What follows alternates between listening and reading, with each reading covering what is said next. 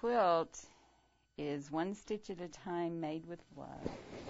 Whether it's a quilt hand-stitched by Becky Hill, It just speaks love.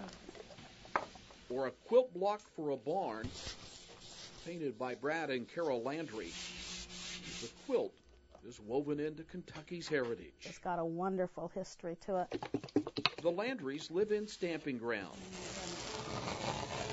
where the idea for Scott Kelly's quilt trail began Watch it, paint's wet. with the Buffalo Gals Homemaker Club. It was quite a project, quite an undertaking. In less than 3 years,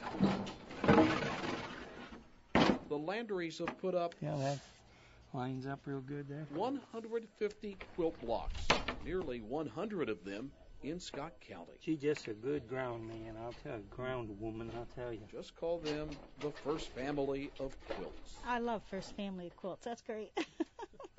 That's good. As a quilter, I love it. Becky Hill owns a quilt shop in Judy. It's an old block, an old traditional block called Churn Dash. Her barn was the first in Montgomery County to display a quilt block. I've had several people come in and just say, they're so pretty, I want one on my barn. And they are not a quilter. Drive the country roads, then you can't miss them. Oh, absolutely. It's there's one. Yes. From almost a dozen in Montgomery County to dozens in Scott County. They told all sorts of stories. They tell stories and they have colorful names.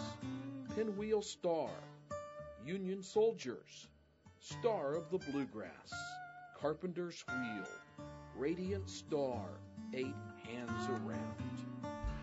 One more. Almost done. Won't be long now. Before the next quilt square is up for all to see. Everybody says it's the most beautiful quilt in the world.